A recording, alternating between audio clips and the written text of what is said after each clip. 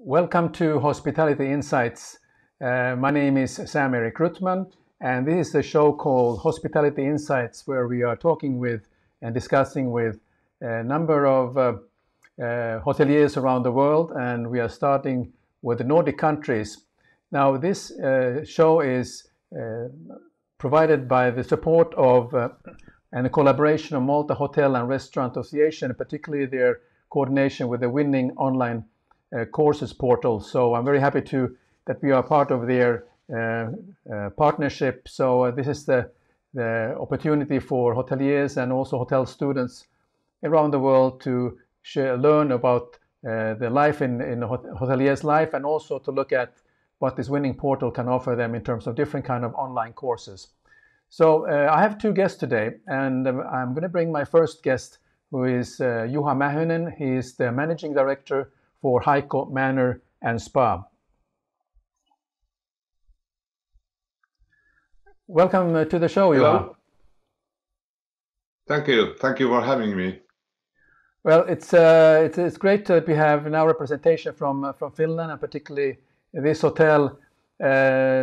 The hotel, of course, is very dear to me, but I think for the viewers who may not know, so could you share the background and the history about Haikko Manor? Well, we are a historic manor house hotel. History dates back 650 years. We have been a hotel, the first manor house hotel in Finland, for 55 years now. We are privately owned, independent as of from the very beginning. Currently, we have 208 rooms in 7 different room categories. There is the old manor house, our 5-star property, and then we have a large conference hotel and spa hotel on the side.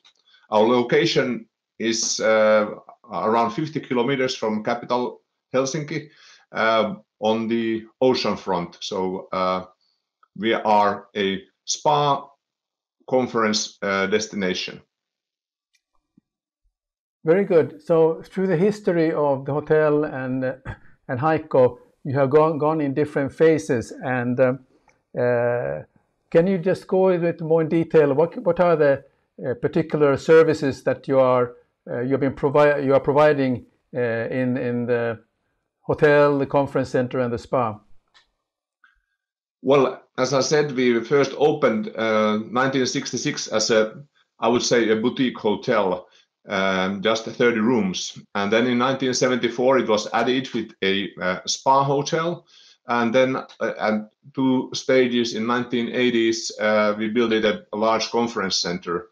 So the total capacity of we have 40 conference rooms, and the largest one can sit down 450 people. And we have been developing the area. It's a 15-hectare landscape park. So we have been developing it throughout the years. There is a Villa Haikko, a big festivity space, a building by the sea. There are quite a few saunas, as we are in Finland. There are, well, a lot of activities.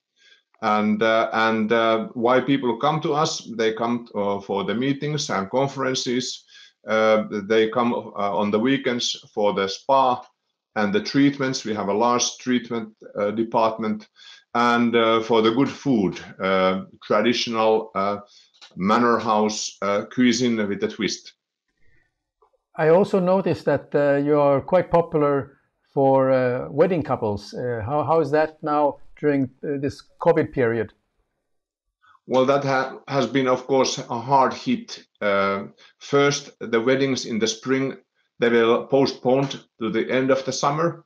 And then in the end of the summer, as the situation turned worse again, after a very successful summer, we unfortunately got a lot of cancellations, and some of them postponed for the next year.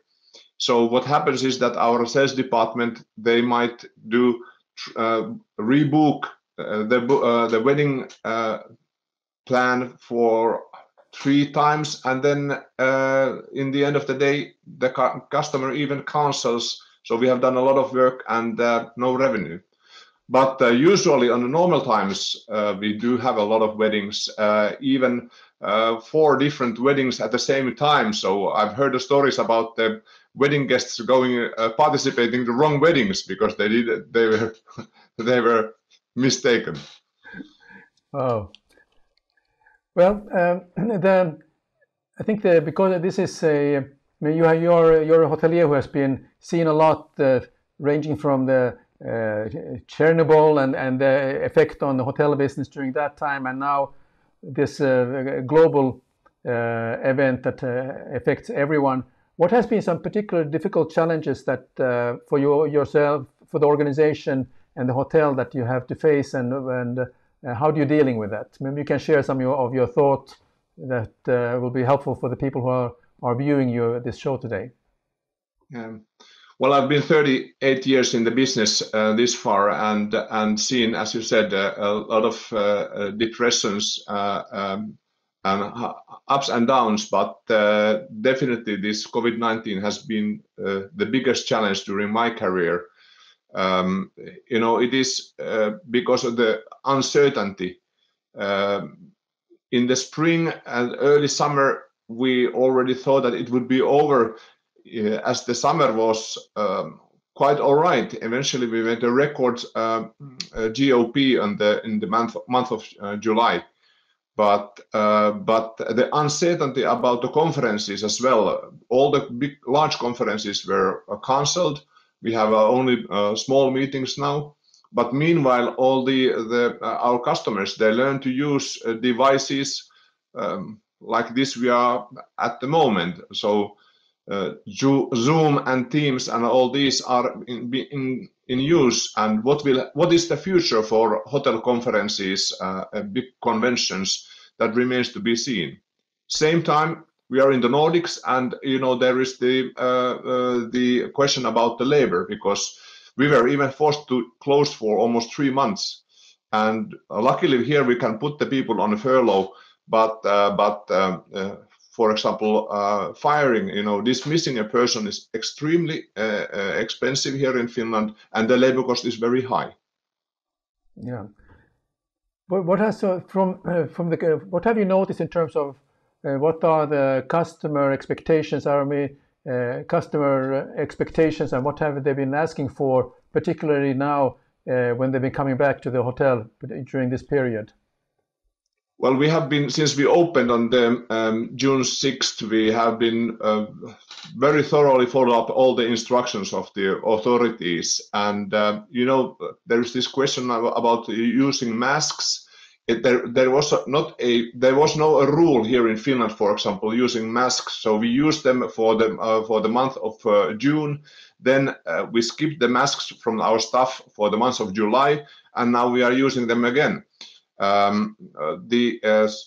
So it's a little bit of a mixed message for our customers as well. There were one part of the clientele didn't know or like the masks at all. So all the security measures have been in place. It looked like that as so many customers had been in this lockdown, when they came to our property, spa and the park and the restaurants, some of them behaved like they had never been any pandemic, and guiding them back to their places was and has been and still is somewhat a challenge. Yeah. On the other hand, there is a majority that understands all the restrictions, that we can only have half of the tables in use in the restaurant hall, which is of course a loss of revenue as well. Sure. But it also but the impact on the staff, their emotions, and also the some sort of a stress factor that they are going through. How are you dealing with that? I mean, because you are the leader there, what are the things that you are doing to keep things calm, even during this very difficult period? as I mentioned, we are a family company, so our owner family has been taking very good care of our employees as of the beginning of the history of the hotel, and it has been very difficult now to maintain kind of the level of taking care of the employees, as they have been away for months. But they have been very happy to come back, and then it's my job to raise up the spirit and show the flag and tell them that we are going to overcome this crisis as well. Sure. When it comes to the kind of services that you are providing at the moment, is anything that you are now doing differently to what you would have done before the COVID? I mean, in terms of the kind of services that you are extending to the customer, or is it otherwise like business as usual for you? Well, you can't call it business as usual when you have so many restrictions, of course. But we haven't tried to kind of reinvent the wheel. People come here because they know that we are in a large park, and the conference rooms. We have large conference rooms, so in a room that we could seat 200 people, we might have now a meeting of 20 people. So the social distancing is definitely in place. Of course, it's all the hygiene, all these kind of things that we do a new way, but we haven't tried to make a kind of a new concepts like takeaway food would not work with us. We are not in the middle of nowhere, but we are a little bit further away from the masses, from the city, big city. Yeah. And so it's basically small things that matter when the people arrive here. Right. What is sort of the small things that you talk about when in creating that experience for the customer that they would appreciate? Well, it's about the security, safety, and security, that the people feel that everything is handled properly. When they're being guided to the conference room, they see that the distances, the seating, there is this disinfection liquids in place. We even have small bottles of the disinfectant, given to the customers to put in their pockets. These kind of things matter. Sure. Now, looking ahead, looking at the future, which it must be a very blurry picture here. How do you deal with any kind of forecasting? You're looking a week at a time, or a month at a time, or you just kind of see what's coming and then you react accordingly? How is your thinking about that? Well, there are two things. One is, they're looking at the situation right now here, and even 1 week looks like a long distance planning.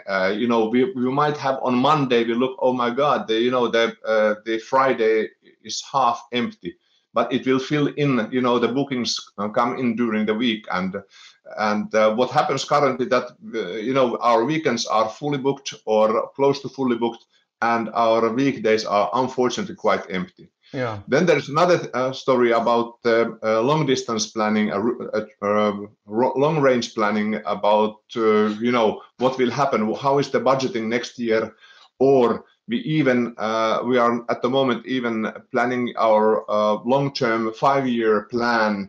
What will change in the world around us and how we should change. Then we talk about the digital, what is the digitalization and such things, like what are the products we are going to sell in the future, and in which channels are we going to use, and so on. Right. Any thoughts on how do you communicate with your customers or the potential customers in order to keep Haikko in their thoughts next time they're planning of traveling? What are the things you are doing? We are quite successful in social media. First of all, I think that we have in Facebook. We have among the hotels in Finland. I think we are in the top 3. And the top companies are eventually large, very well-known hotel chains. So that's one cost-efficient way of communicating. And then we approach by pre and post mails, emails. So electric e-commerce, so to say, is the way of doing things today. Yeah, I mean, that's right. I mean, I noticed that the hotels who are active on various social media platforms are up front. I mean, they are. People's memory anyway is short, but if you are active there, I think that makes a great deal of difference. And with history of the long history that your hotel has, I mean, it's a well-known brand name, well-known hotel. So it's usually one of my friends when they talk about they're planning a wedding for their daughter or niece and so on. Usually Haikko is one that they think about because that's the fame that you have developed over the years. Exactly. We are a very romantic place, the old 100-year-old manor house with a high-class butler service and all this creates also in the Instagram. We get a lot of pictures there, photos that are, we don't need to take the photos ourselves. Our customers are doing it for us. Oh, that's great. That's the best compliment. Yes. Correct. Yeah. Maybe should be reminded to our international audience that we are located next to Helsinki, but so we haven't been suffering as much maybe than the downtown hotels throughout Europe because we have the spa, and then we have about 80% of our customers are domestic travel. So what we are eventually mostly missing are the large international conferences. Right. I remember a long time ago when I had the pleasure of starting my career there used to be a famous ghost in Haikon Kartano. Is there still one around to keep people a little bit on the edge? Yes, there is. And besides, during the lockdown, when we had the hotel completely closed, so eventually we had to buy a gate, a physical metal gate in the gate of the entering the hotel. And me and my wife, we were staying in the empty hotel every second weekend, and the owner, Mr. Veikko Vuoristo, was staying every second weekend there. And believe me, sometimes it was a bit scary, to walk along the long corridors there, and knowing that you have this empty park around you. But luckily, I had my wife as a bodyguard. That's good. Yeah. I have some memories when I was working there initially, because I was also working in the nights, and it was a little bit scary because the floors were cracking a little bit in some parts, and you kind of worry that, well, who is there? Yes. Yeah. Well, great, Juha. Thank you. This is thank you very much. We will now, if you just stay with us, and I will now turn over to Peter Hogh Pedersen in Copenhagen, and then we'll get together here shortly again for a final discussion. So thank you very much, Okay. Juha. Thank you. Hello, Peter. How are you? I'm very fine, Sam. Thank you very much for giving me the opportunity to participate today. Well, it's really great that you take the time, and you are in a very unique circumstance compared to a lot of people that you have opened a hotel. So could you share with the viewers about Villa Copenhagen and a little bit the background compared to where you are now? Certainly. Villa Copenhagen recently opened July 1st, so we are 4 months into operation now, after a bit more than 2 years of pre-opening work leading up to the opening. We are located right in the middle of Copenhagen, next to the central station. So you can basically take the S train, the regional train, international trains, and the metro at our doorsteps. We have Tivoli across the streets, so they are our immediate neighbor on that side. And we are actually, we have redeveloped the old central post administration building for Denmark, which is a 25,000 square meter building that dates back. It was actually completed and inaugurated in 1912 and operated as the administration for Danish Mail for the best of 105-6 years until our developer took over the place in 2016-17 and started the project to become Villa Copenhagen. As you mentioned, we're in a bit of a different situation. We had the team ready to go with 180 employees at different levels of contracts, managers, mid-managers, full-time, part-time contracts by end of February this year. We basically put ink on the last contract, and then hitting into March, all this, shall we call it, the Corona craziness started, took us all by surprise, forced us to establish some procedures to handle, because we had applicants or new coming employees that was supposed to start with us early March and mid-March, and they were stranded, some of them in skiing vacations around Europe. So we had to already advise them that if they had already traveled, they would be quarantined when they got home and all this. And we got a bit scared back and forth as we found our way in this new situation and learned about it like the rest of you did at that time. Subsequently, we then had to delay the opening some months because the last delivery for the hotels, the last work and craftsmanship was delayed because of the same restrictions that was enforced on the country. And we then finally opened on July 1st. Now, in the meantime, we had most of the people still on the payroll, or some people still on the payroll. We were availing of some financial helping packages that the government was giving us. But we also had to downsize the organization already before the opening in anticipation of a much lesser summer than we had budgeted, of course.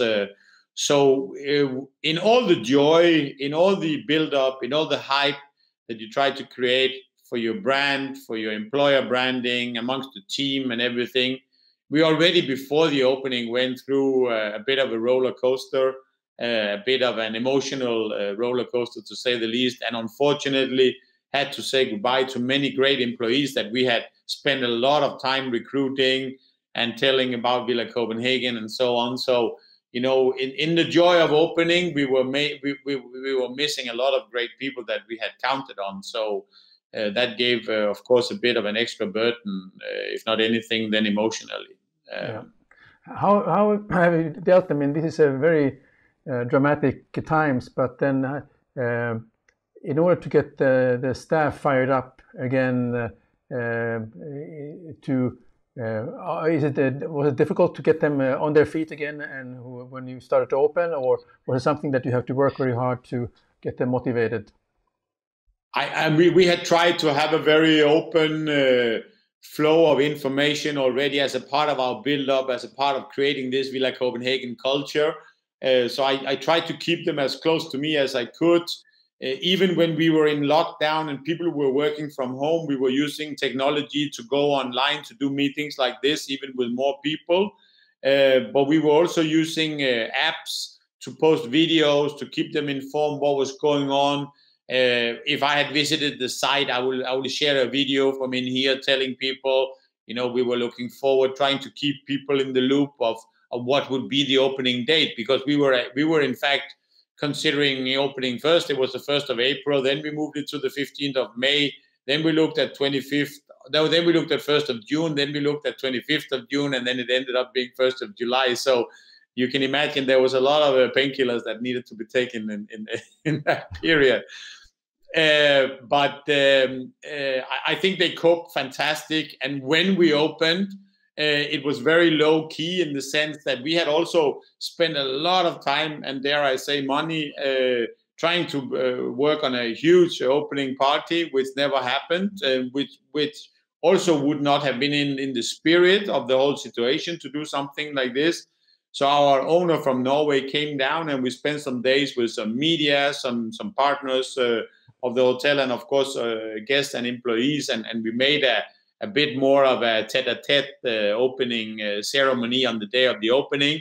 And then we were straight into July, into the summer season, that with all the restrictions that there was thrown at Copenhagen, with a minimum of a 6-day stay, with most countries not able to travel here and so on, actually gave us a 55% occupancy in the first months.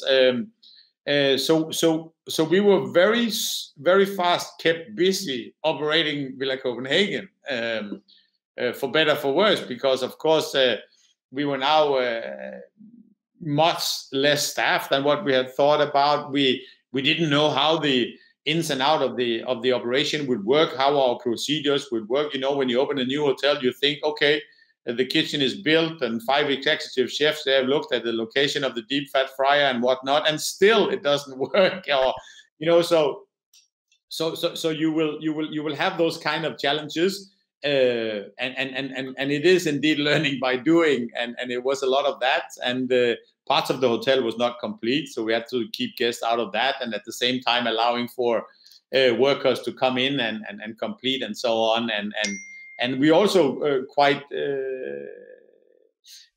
we were also very much aware that if this corona just lasted a little longer than we thought, then this month of summer was the opportunity for us to make some revenue. So we didn't want to turn any revenue down either.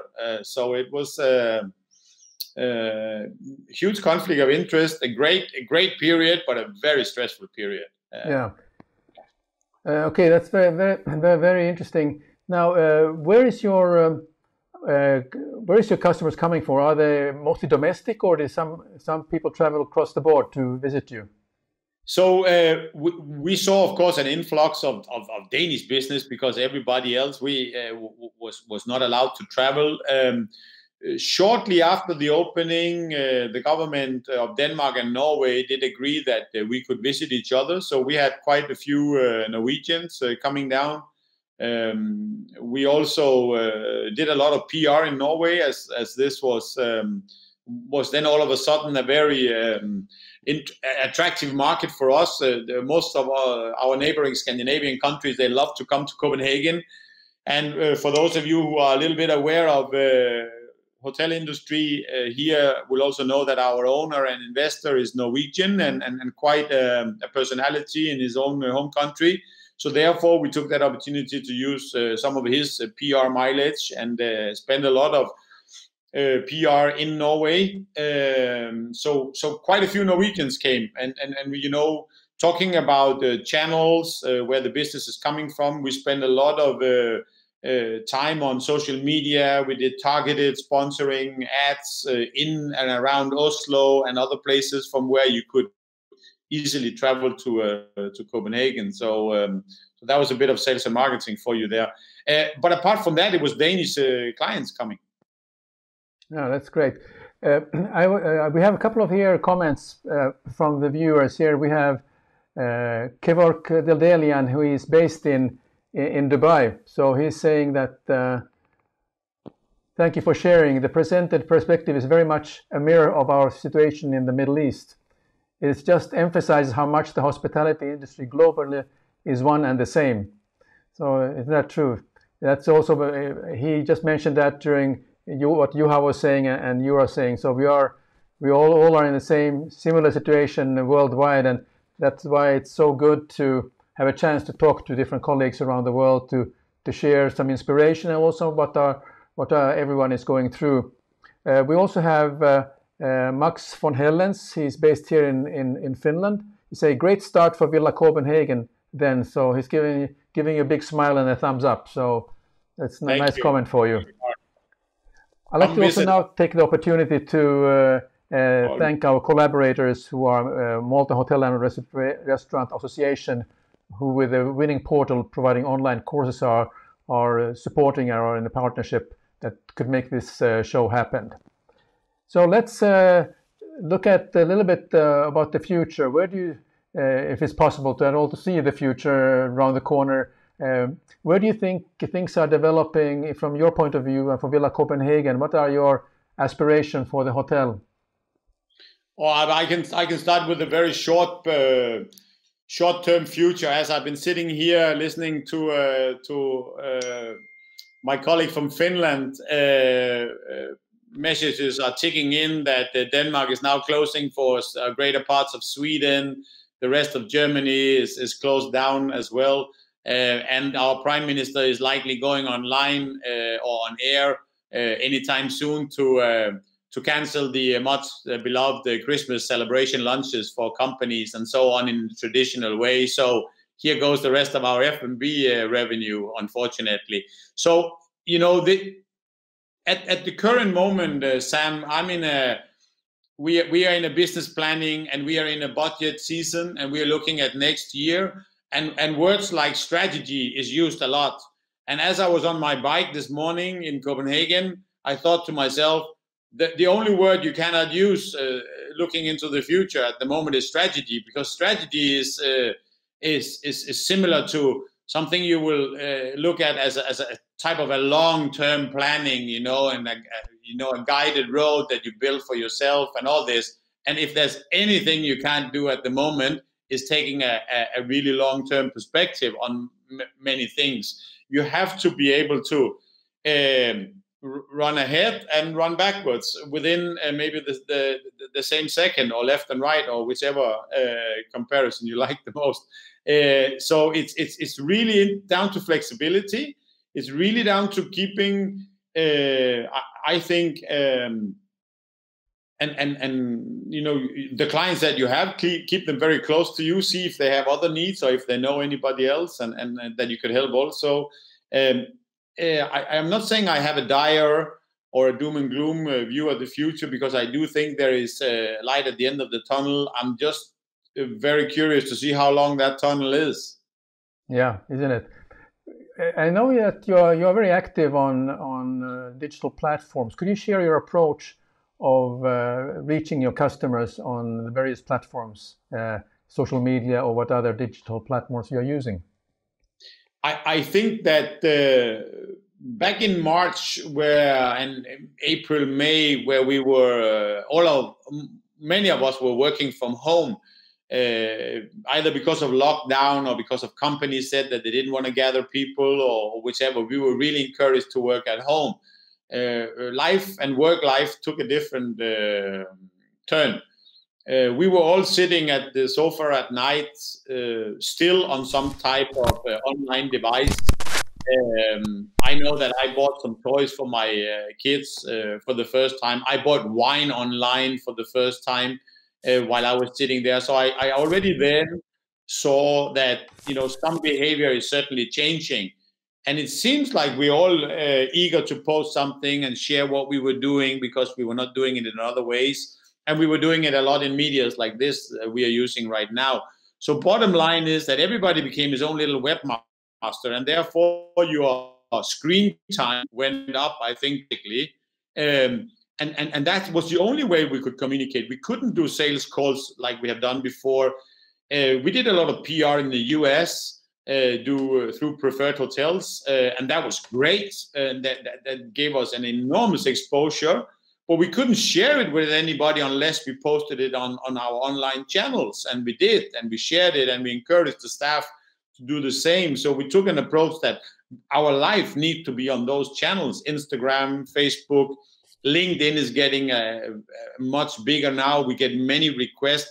I get many personal messages from the network who ask if they can come in and have a tour of the house, or if they can indeed book a Christmas lunch just for 8 people, and if we can do a little meeting and all that. And we saw with all the campaigns that our mother company did and we did, we saw a huge change in traffic, in channel traffic, away from the PA and into our own website.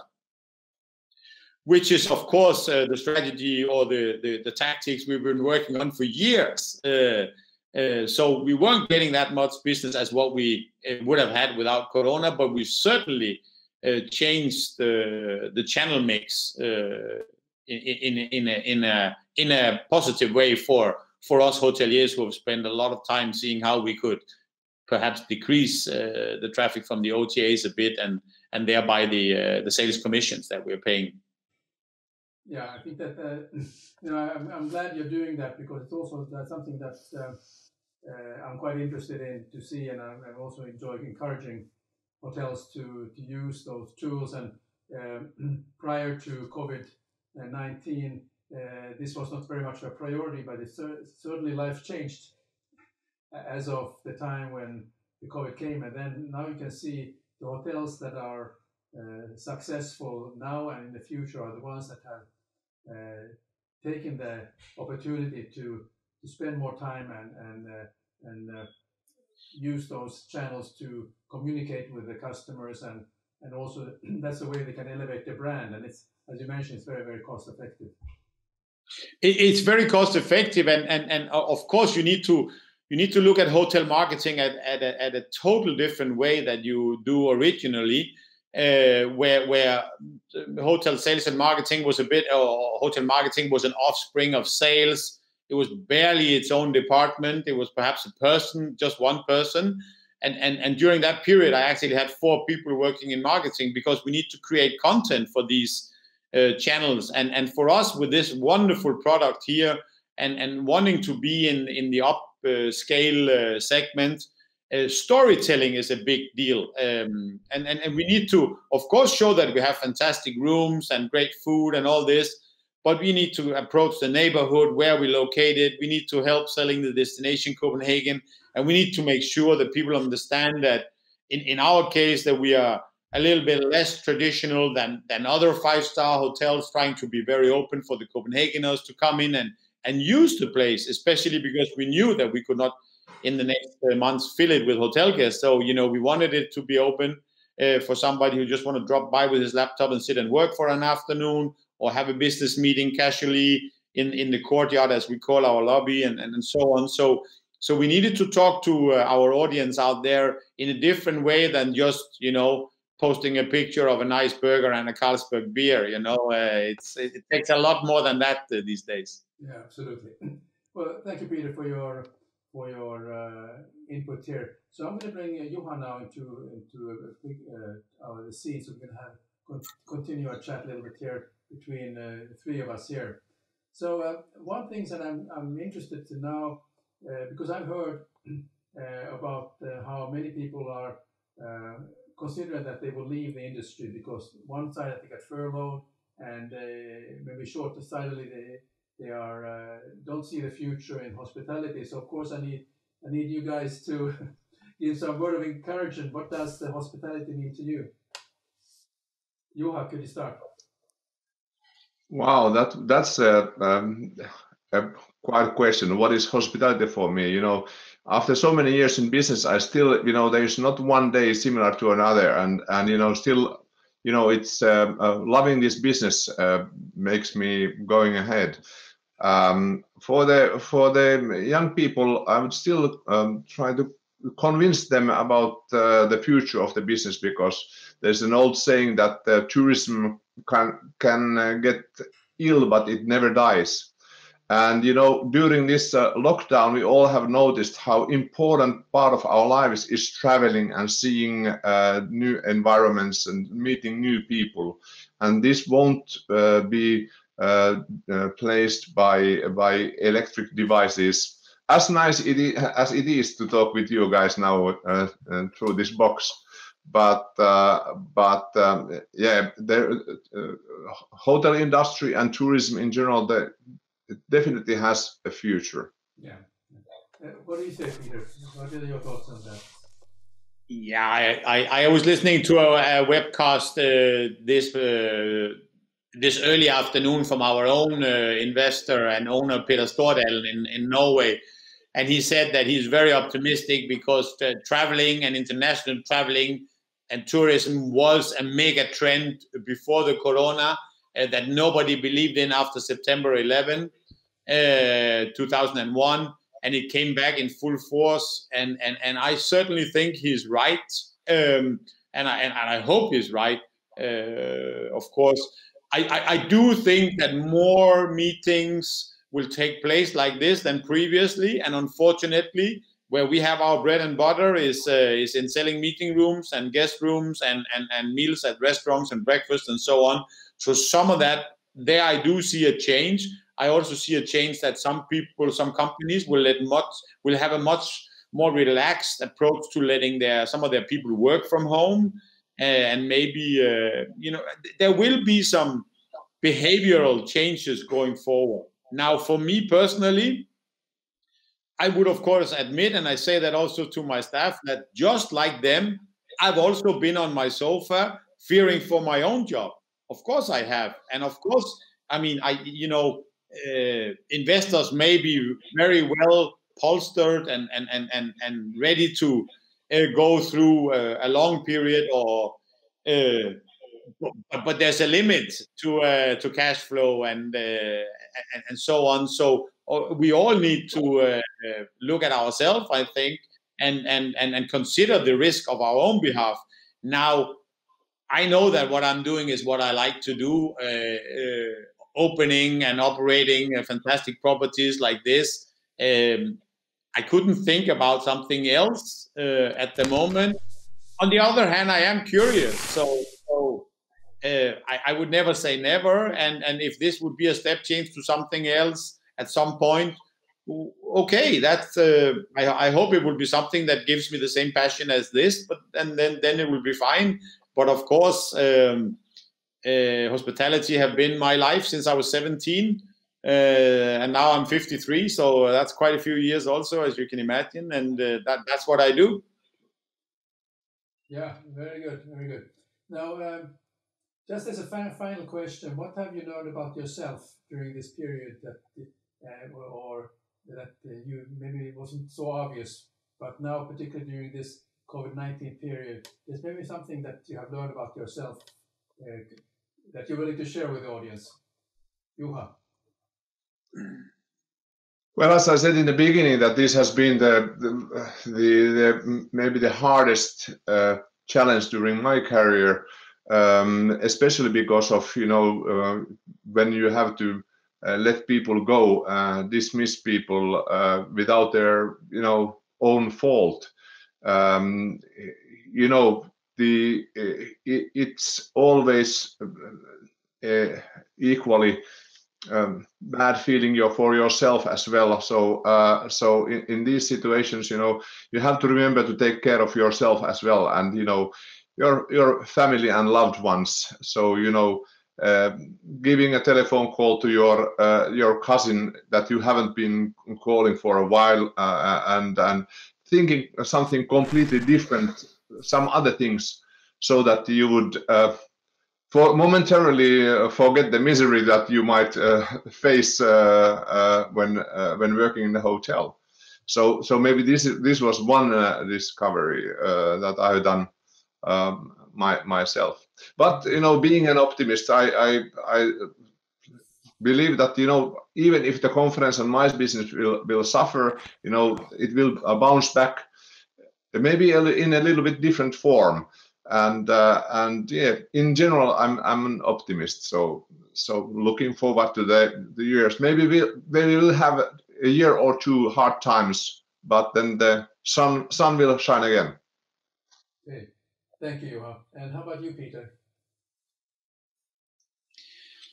Well, I go back to what I think my father told me many years ago. If it doesn't kill you, it makes you stronger. And it sounds a little bit like an overused advice from an old fox. And let me try not to sound so much like an old fox then. But what I felt was that, boy, was I thankful that I spent 5 years in Egypt, that I worked in China, that I worked in Philippines, where the road wasn't always as we are used to here, and the expectations. I was sitting in an opening in Sharm el-Sheikh in 2001 when the Twin Towers, they went down, and I said goodbye to the entire management team over the next week. And then came various wars in the Middle East and various attacks, both in Sinai Peninsula. And every time we had a huge drop in business, and every time I had to downsize the organization. And I'm not saying you're getting used to that, because you don't. It's hard on you because you choose to have people around you that you like and that works well, and you share. And especially in destinations like this, I think you tend to get very close to your teams. But I could feel that experience luggage I had, having gone through those, that came in very handy for me when the shit hit the fan here in March, because I very fast felt I knew what I had to do. Yeah. And that was still not a great feeling, but I was not. I felt I wasn't panicking, because I'd seen similar before. Now this one turned to be a lot longer than what I've seen before, so we are still in it. But it just showed me that some experience, and not always a nice experience, but just experience in various things, various corners of our business, is something you pile up, and it becomes useful for you at some point. Yeah. Okay, very good. Well, thank you very much. We had this discussion from the Nordics with Juha Mähönen from Haikko Manor Spa, and then Peter Hogh Pedersen from Villa Copenhagen. So, gentlemen, thank you very much for taking the time and for your valuable time to share your thoughts and about the situation, and also your inspiration to other people who are in a similar situation. So I also like to now thank all the live viewers who have joined us for the show, and look forward to seeing you very soon again when we do our next episode, which will be very, very soon. So take care, gentlemen. Okay. Stay safe. Thank you. Thank you.